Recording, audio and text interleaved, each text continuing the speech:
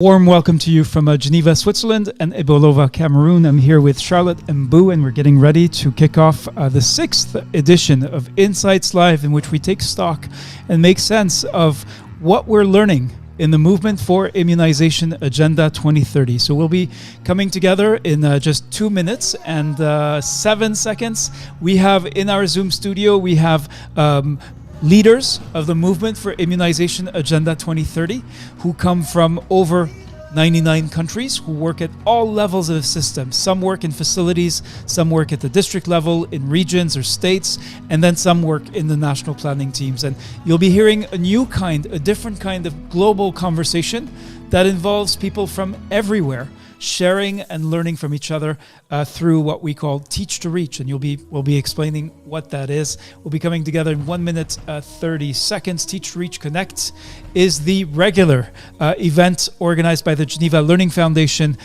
for the movement for Immunization Agenda 2030 to support local practitioners, to connect with each other, to learn from each other, figure out what works, why, and how. And this you'll be hearing in today's Insights Live, you'll be hearing about Teach to Reach 7, not 5, and what are a few of the things that we are learning and how practitioners, participants in Teach to Reach are putting that learning to use. So that's in 56 seconds.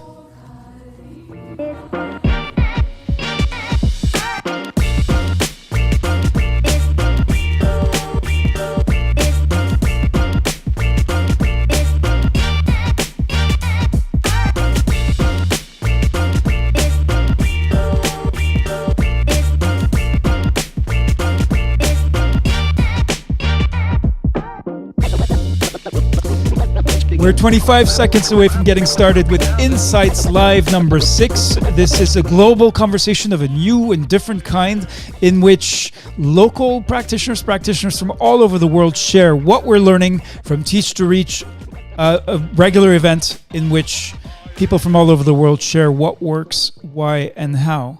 Here we go.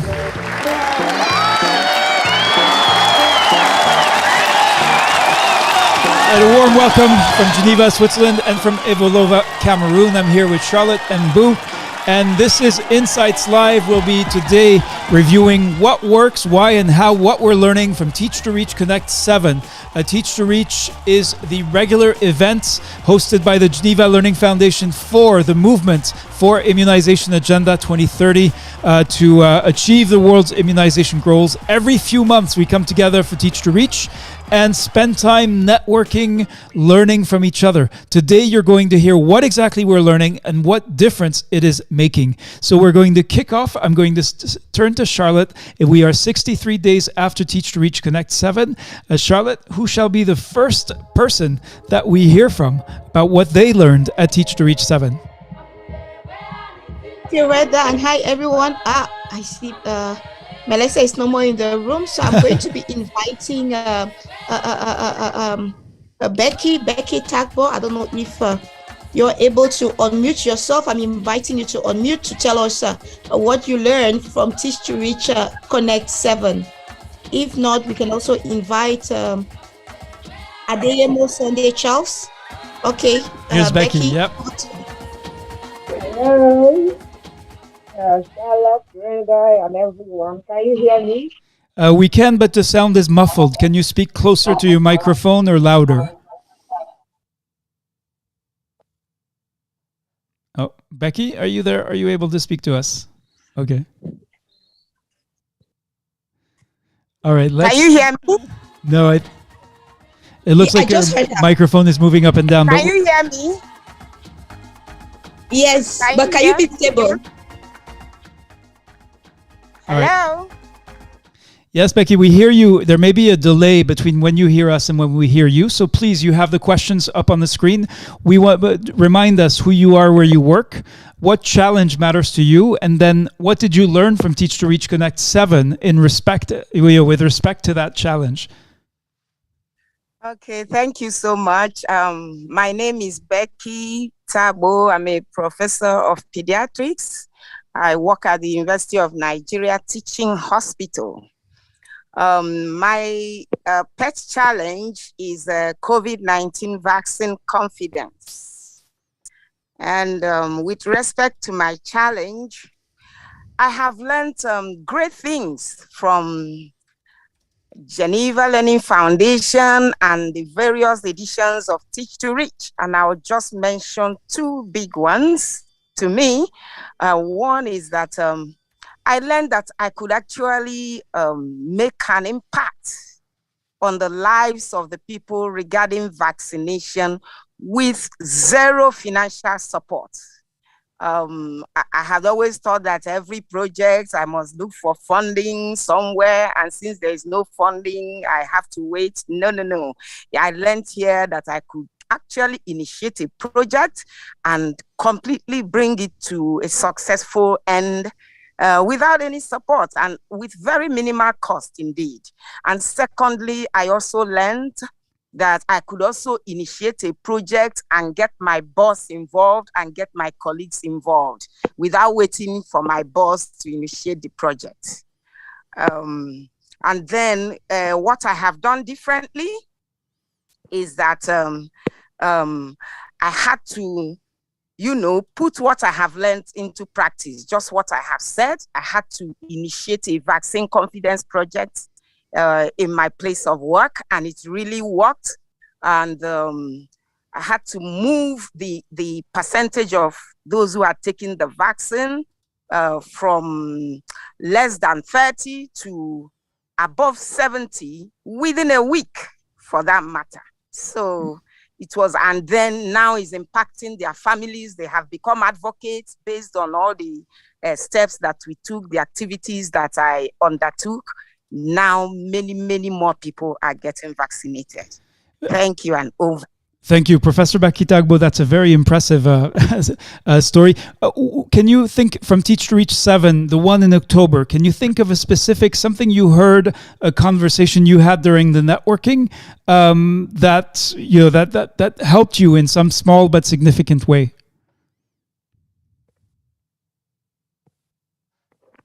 Okay. I hope I'm still on. Yes, you are. Yes. I spoke with, it's like I've forgotten his name now. I spoke with, during the networking, I spoke with somebody, I think from Kenya, and he shared a lot of insights on how they are addressing COVID-19 confidence issues among the people, and especially health workers, because my area of focus is on health workers. And it is part of what I learned from him as well, that I implemented. That was one major thing. And we have remained, we started communicating even after the network. We had to get our WhatsApp numbers, and then we've been communicating and, inviting ourselves to other programs. Thank you. Wonderful. Thank you, Professor Becky Tagbo. Now, what we're seeing with Teach to Reach is growing participation. There are more of you every time, and you bring your colleagues, you bring your boss, you bring your teams. So in June 2022, we broke through the barrier of 12,000 participants for the June edition. And this time, we reached the incredible number, 14,134 health professionals registered for Teach to Reach 7. Now, you might say, so what? Well, 1,240 of you engaged in networking sessions. The kinds of meetings that Professor Becky Tagbo just described leads to actual change, leads to new practices, new insights. And of those, 1,025 shared detailed qualitative feedback about what you learned during the event. That's what Teach to Reach is about. Now, for those of you who have poor connectivity, you might be struggling to watch this stream. We do have a podcast. It's an audio-only format, and I'm pleased to announce that we now have a specific podcast dedicated to insights, because today is Insights Live number 6, where we really focus on, just as you heard Professor Becky Tagbo share, what we're learning from what you know that no one else can know, because they are not there every day and you are, creating spaces of possibility to share your experience. As part of that, we launched on the 21st of October the IA 2030 Movement's Knowledge to Action Hub. This is a one-stop shop. You share your details and you'll get access to all of the latest documents, insights, knowledge that can help you in your daily work, even if you missed out on Teach to Reach or on other movement activities. And in fact, the Teach to Reach 6 report, analyzing and summarizing what we learned from Teach to Reach 6, is already available, and the Teach to Reach 7 report is in preparation. Now, coming back to what happened at Teach to Reach 7, we began, remember, with an opening ceremony in which the collective of women who deliver vaccines opened Teach to Reach and shared their experiences, their specific experiences and perspectives on building back better during the pandemic as women. And we also called on and heard many stories from men who work in immunization and who shared how they are, what concrete actions they're taking to share their solidarity with women. At the main plenary, in partnership with UNICEF, we explored the consequences of pandemic, known to be fueling the largest continued backslide in vaccinations in 3 decades. And then UNICEF focused on interpersonal communication. We followed then by asking 3 key questions. What has changed about how you speak with caregivers and the community? We asked you to share a practice that helped you restore or strengthen your immunization service. So what you actually did that made a difference. And then we asked you to think about the root cause of your challenge. That's what Teach to Reach is about. You then chose what to speak about. You were free, of course, to just enjoy meeting colleagues from all over the world, but that's in a nutshell what Teach to Reach is about. That particular one. For Teach to Reach 8, we'll have a new set of questions and we'll be asking you what's important to you. What should we be asking at this stage? So now I'm going back to Charlotte because we have the 5 questions up on your screen and we're eager to hear what you learned from Teach to Reach 7 and how you've used that learning to actually take action and make a difference. Charlotte? So I'm just inviting you to raise your hand if you want to share with us, but in the rules of fairness, we'd rather have a man speak to us from a country other than Nigeria. So if you're able to, please go ahead and raise your hand, or I could just invite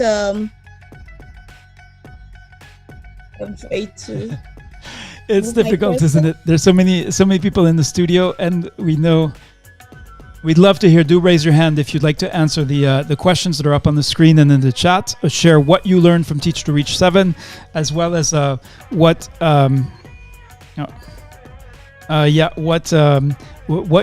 you're using that to make a difference. So I'm asking a number of you to to unmute as well. Let's go to all right. Let's go to Tina. Surya Prakash, Sajjad Hafiz. And we'll see who unmutes first. It's funny. There must be a bug with Zoom because usually it doesn't. Yes, it doesn't take that long. Let's say. All right, Samuel. Samuel, please go ahead. Yeah. Good afternoon, and greetings to all members of this August community. I must say I'm very delighted today to speak. I'm Samuel Malugai. I'm speaking from Ghana. I work as a research officer at the Aboriginal Health Directorate.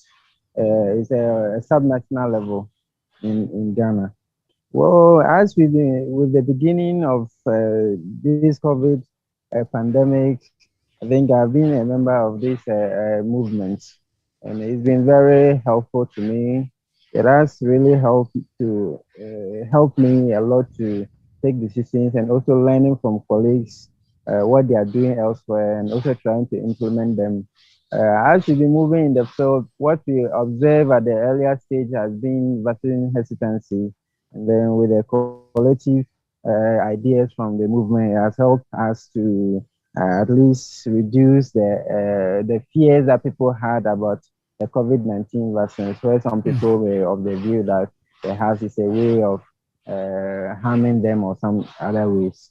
So Samuel, Yeah, let me ask you specifically, can you think of a specific example, a story you heard at Teach to Reach, or something you learned by listening to someone sharing their experience, that then you were able to take back to where your daily work in Ghana to help you reach more people with COVID-19 vaccine? Can you think of a situation or something like that?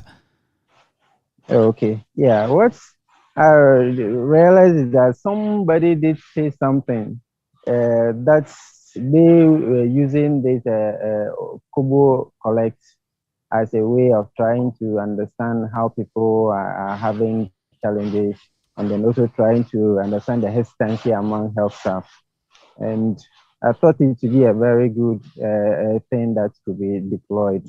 So part of it, we also decided to also adapt it as practically to guide our operational daily decisions and then the work that we do. Because although we say we are working, there should be something to back what we do. It should be transparent to all other people that are available that maybe want to see what we are actually doing. So we decided to use it as a region to guide our day-to-day operations. And I think it's been very helpful to us as a region. Great, thank you, Samuel Badiakang from Ghana. So now, Charlotte, the rules for speaking in the movement for IA 2030. I see Margaret Odera, who even has her webcam turned on, and not many people can do that. So Margaret, I'm going to have to ask you to unmute, and would love to hear from you. Are you able to speak to us? Yes, I am very much glad to be here. My name is Margaret Odera. I am a community health worker from Nairobi, Kenya. As you can see right now, we are from the field. We are doing a measles vaccination campaign, and we have just finished in the evening. And the one thing I have come to learn with this foundation is that there is no, to prevent vaccine hesitancy, you will have to sensitize first. When you have sensitization, you'll have no vaccine hesitancy.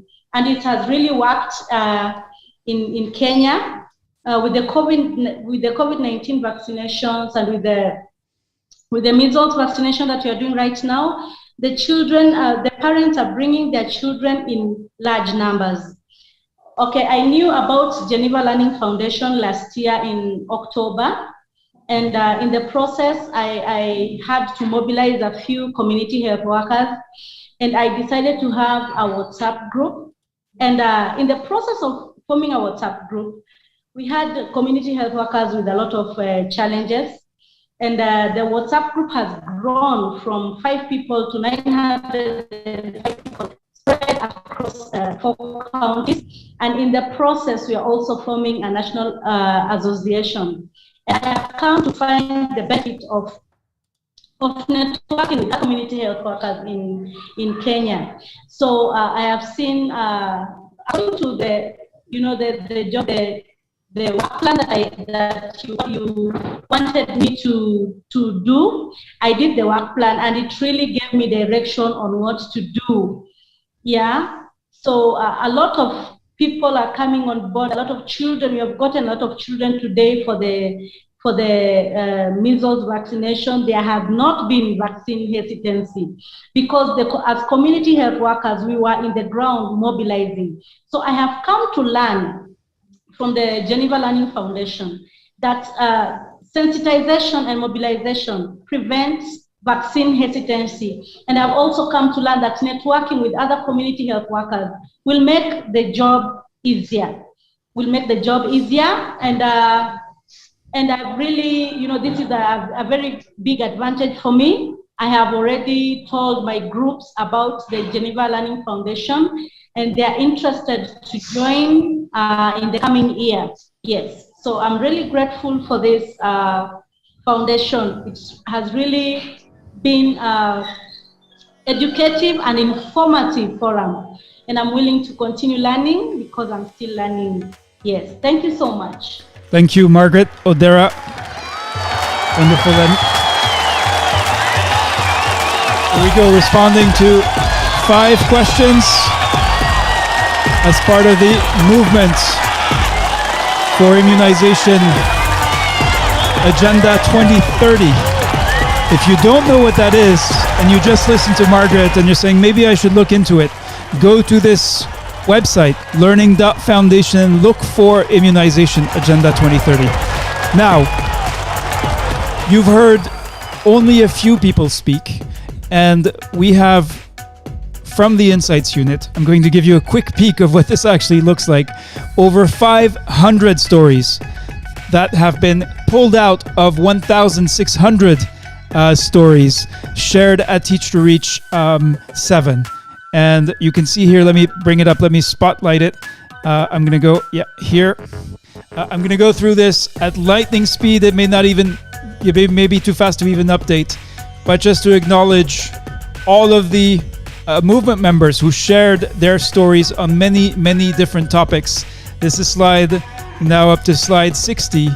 And there are over 500 stories being shared. We're now compiling, our Insights Unit is now compiling and preparing a more synthetic report, and ultimately we'll boil it down to a set of short slides with the key takeaways and lessons learned. I'm going to stop here and now turn to our guides on the side. Together with us in the room, we have Alan Brooks from Bridges to Development, Svea Closer from IVAC, the International Vaccine Access Center at Johns Hopkins School of Public Health, and Jenny Sequeira, a global health consultant who's working with the Geneva Learning Foundation. So I'd like to start with Svea, who's joining Insights Live for the first time. Svea, you've been listening and I hope learning as well. What are your thoughts? Could you first briefly introduce yourself and tell us a little bit, what did you hear in this conversation so far, and what can we learn from the experiences being shared here? Hi, everyone. My name is Svea Closer. I'm a professor at the Johns Hopkins School of Public Health, and I'm just so inspired by listening to what you all are saying. And I know that community health workers know the most about what needs to happen to improve vaccination rates. And it's so wonderful to see all of you sharing that knowledge and to have a place to share and have a voice. So I'm just so inspired by listening. Svea, I have a question for you. So, first of all, did you know that there were 10,000, more than 10,000 now, health professionals from 99 countries connecting to each other in this way, learning from each other? And second, what difference do you think it can make? So what? Yeah, I mean, I didn't know that there were this many. That's really exciting to see. And then in terms of what difference it can make, well, again, all the solutions to any problems that we face in terms of vaccination coverage exist. Community health workers know how to solve these problems.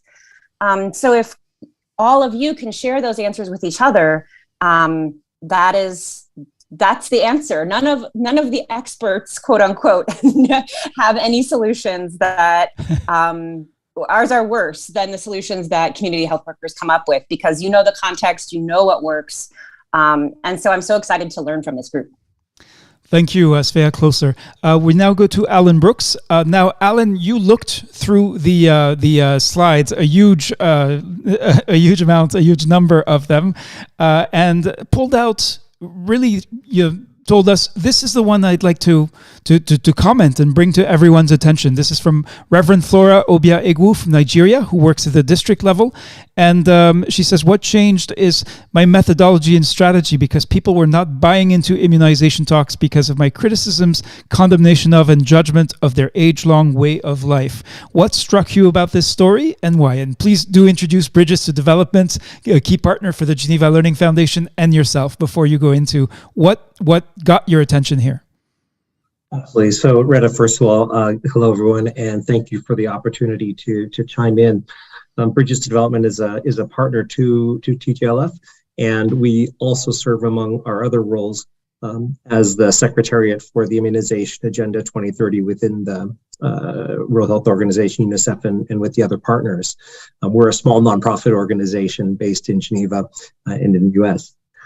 I'm a nurse by background, and what struck me in reading this story was the reflection and the learning about that the Reverend went through about the way her actions were impacting those that she was working with.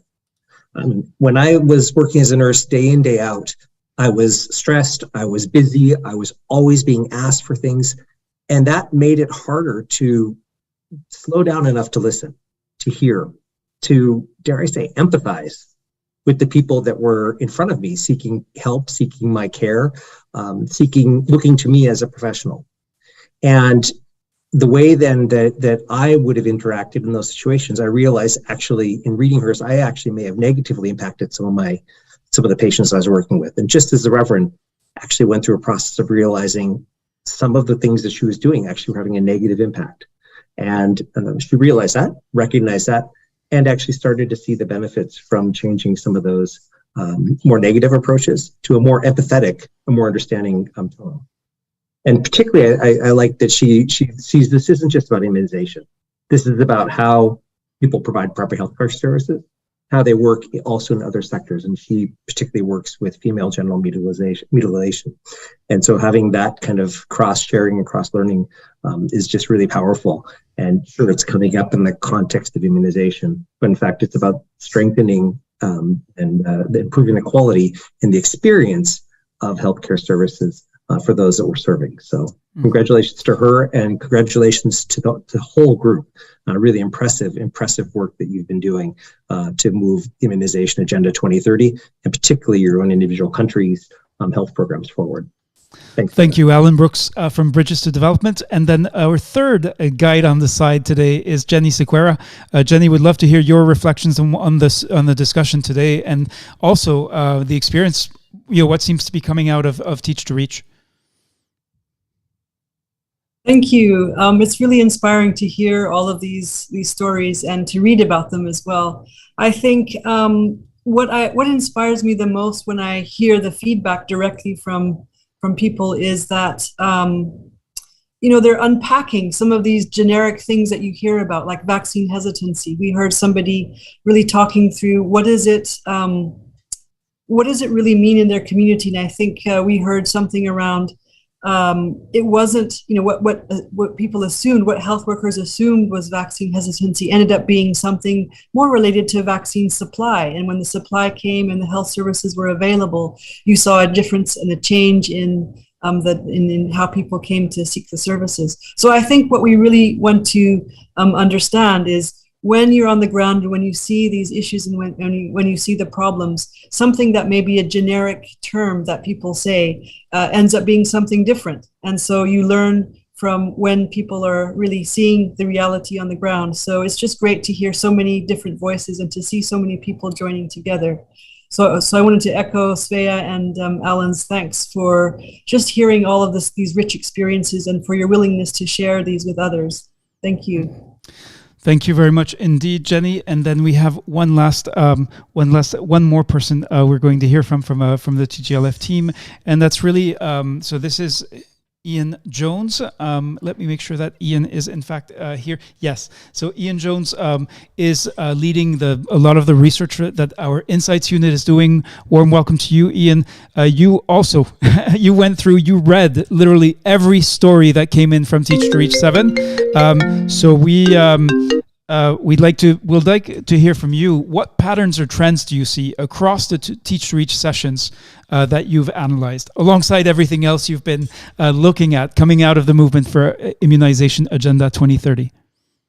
Thanks very much, Reda. So I guess I've been involved with TGLF for about just over a year now, and worked on a number of events and looked at a number of a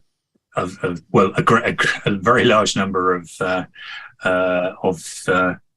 the experiences being shared, and I have to say each and every one is completely fascinating and give incredibly rich insights into what's going on in the field. And I think over time there are clearly a number of themes that are emerging, and I think a very key one is the importance of community engagement, but I think also it's that there's as Jenny just indicated. I mean, the term community engagement is very broad. There's a million different aspects to community engagement, and I think what the stories do is really begin to give examples of just the many different ways in which community engagement could be done, and really it would be almost impossible, I think, to capture those in any other kind of resource. But by enabling people to connect and to share these experiences, I think the Teacher Lab platform is giving something that really isn't available anywhere else. I think there's a couple of other themes that have come out for me quite strongly. I think the importance of microplanning. I mean, there's really no alternative but to have very, very good plans. But often, again, developed with the community, in partnership with the community. I think what's also become clear is the emphasis scholars are placing on teamwork, and I think a recognition that nobody works alone, really, and actually solving problems is that much easier when it's done collectively. And I think that's perhaps something for us to think about, how we can sort of encourage and nurture and facilitate team working, because I think people are recognizing the importance of that. A couple of other quick things. I think again, I think this has probably been mentioned, but I think it's really striking the adaptability and the resourcefulness that people are showing. And the example we had of being able to do things without spending money by being ingenious, by being resourceful, by being creative, I think is a really a really strong theme of what's been shared. And I think overall, just the remarkable enthusiasm that people have for learning, for finding out new things, this constant thirst for new knowledge, but also a willingness to share, really for no particular gain, I think, other than the value and the sense that they're helping other people. So again, I find it very inspiring, Reda, and over to you again. Thank you very much indeed, Ian. Steve, we're discussing Teach to Reach and all of the contributors to Teach to Reach. And in fact, we're now going to quickly, to close this edition, actually share and show you the names of all the contributors for this edition that were selected to be in the Insights slide deck. So this is many, many pages. Don't panic if you don't see your name. It's organized by country, but if you contributed, your name is indeed there. Let me just add to here to the spotlights, and I see there is a problem here with the way this is being displayed. Let me just see if I can try to fix that. Yeah, I think this may be as good as we get it today. So here is contributors from Nigeria. You saw other countries before: Pakistan, Rwanda, Saudi Arabia, Sierra Leone, Somalia, South Africa, South Sudan, Tanzania, Turkmenistan, Uganda, Zambia, Zimbabwe, and then also internationals contributing. And then on the Francophone side, Benin, Botswana, shouldn't be, I guess, a Francophone from Botswana or based in Botswana, Burundi, Cameroon, Comoros, Ivory Coast, Guinea, Haiti, Lebanon, Madagascar, Mali, Morocco, Mauritania, Niger, Central African Republic, and the Democratic Republic of Congo, with a very long list of contributors, as well as Senegal, Chad, Togo. These are not in alphabetical order by country, but that's okay. And that's what we are learning from Teach to Reach 7. We're going to stop here for now. If you're left saying, how come we're ending now that the conversation is just getting started? There's a very simple reason. We respect your time. We know that every time we ask you, you tell us how busy you are. So if you'd like to know more, you can opt in and go look at the resources that you'll be receiving by email that you can find on the Geneva Learning Foundations and on the movement's Telegram channels and so on. But that is it for us today. I'd like to ask Charlotte, as this is our last meeting of the year, Charlotte, if you'd like to say a word and send the Geneva Learning Foundation's warmest greetings for those of you who celebrate Christmas at the end of the year, and for everyone, our best wishes for the coming new year. Yes, Reda, thanks everyone for being here. Thanks for the insightful sharing. And on behalf of the Geneva Learning Foundation, on behalf of the entire Scholar family, on behalf of the Movement for Immunization Agenda 2030, I just want to wish each and everyone a tremendous end of year festivities for those who are celebrating, but also a wonderful and fruitful and productive 2023. And so looking forward to connecting with you again in January as we start with the next phase of our movement. Bye for now. Thank you very much indeed. Now some practical information before we close down. So Teach to Reach 8.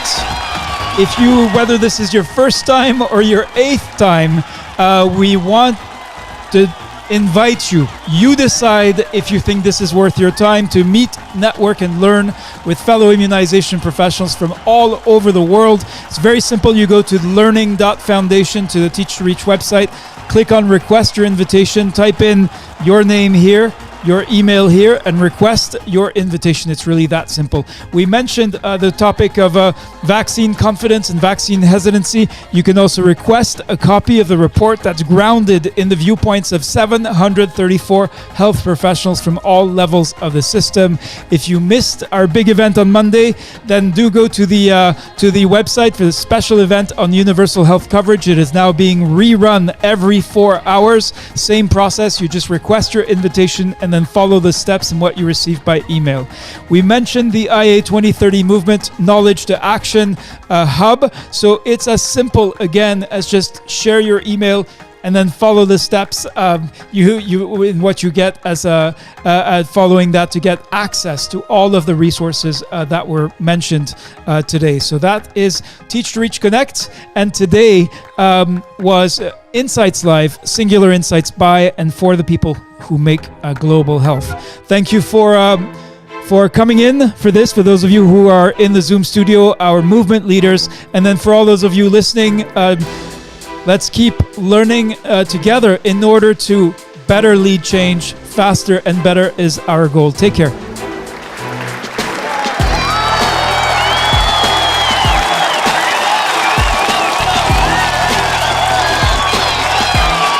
I'm now unmuting everyone who's in our Zoom studio so we can actually say goodbye to each other and hear each other's voices before we go. Thank you. Thank you very much. Goodbye. Bye-bye. Thank you. Bye. Bye-bye. Happy holidays. Bye. Happy holidays. Bye-bye. Bye-bye. Bye. Thank you very All the much. best. Thank you. Bye. Bye-bye. Be wonderful. Okay. Bye. Bye. What a wonderful program. Bye. Congratulations to all of you. Bye-bye. Bye.